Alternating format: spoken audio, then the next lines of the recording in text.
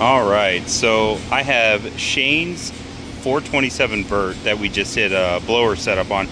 This car came to us like a year and a half ago or so, and we did our alpha package on it and made, I think we made like 580 or so to the tire, something like that. 91 octane, pretty typical deal. And he wanted more, so he decided to do A&A kit, which I'll show you shortly. So this car, we did our alpha setup. It did have milled heads on it, all that kind of stuff, and which he knew going into doing a blower, it would limit how much he could make on 91 because of the increased compression, which is fine, and it still picked up great power, and it's still super safe.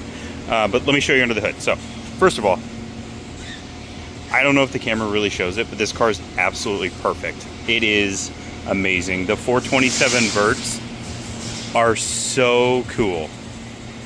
We don't get them in a ton because there's just not many of them, but they are absolutely kick-ass. Like, I love them. Anywho, all right. And many of you may not know, the 427 Verts get the ZR1 hood without the window in them. So that is a factory carbon hood. They just don't have the window, and they have a little bit more cowl to them. So here's everything under the hood. Did an A&A TI head unit, 8-rib conversion on it.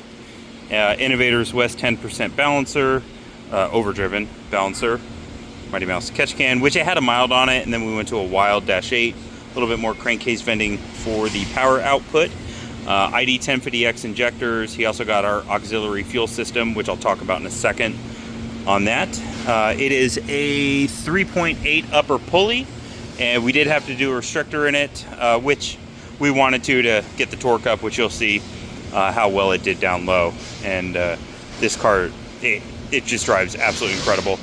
It had the MSD on it already. It had the 103 throttle body, the West Coast cylinder heads, which is who we use for all of our LS7 valve drop fixes. I've used them for 14-ish years, and they're absolutely phenomenal to work with. And then it has our alpha cam in there, Johnson lifters, all that kind of stuff. How we do our aux fuel system is we actually use a Honeywell pressure switch, and then a Hello weather pack relay. And our tank plate that we use, it's a billet plate. So it actually has a piece that sandwiches inside the tank. You have a feed and a return, and then all the lines are in the back. They're all torque painted. We Loctite them as well, so you can easily tell later on should anything shift or move. If you're back there changing wheels, you can see it all, things like that. So on this side, we also did a Monster LT1S twin disc, or triple disc, I apologize, triple disc. So that got done. We rebuilt the torque tube, remote bleeder, do an OEM new slave cylinder with a billet support bearing in it as well. You can kind of see everything on this side as well. What's fun is actually, this is our first 427 Vert. We've done a centrifugal kit. We've done the old Magnuson Heartbeat. We had a customer years ago that wanted to build essentially a ZR1 convertible.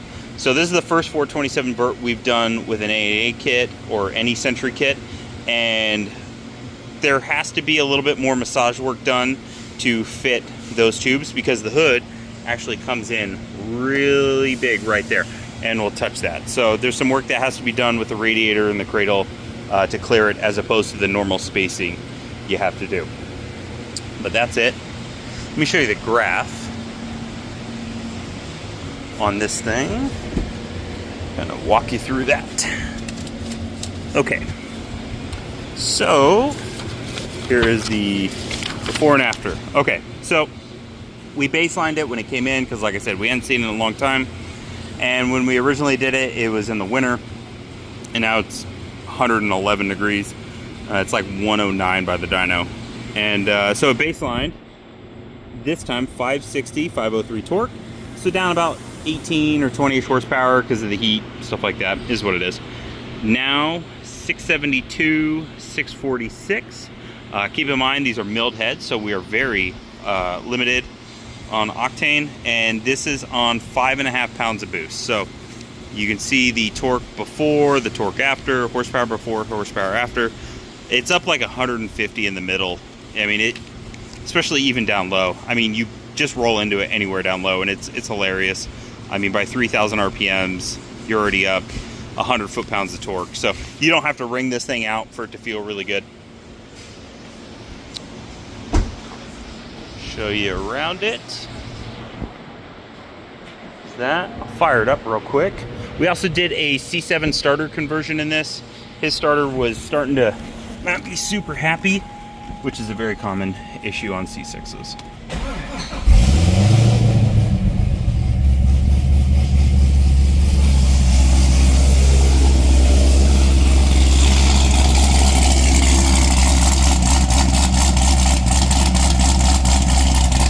So that does have the flaps open. Those are stock mufflers with our alpha cam. And then underneath.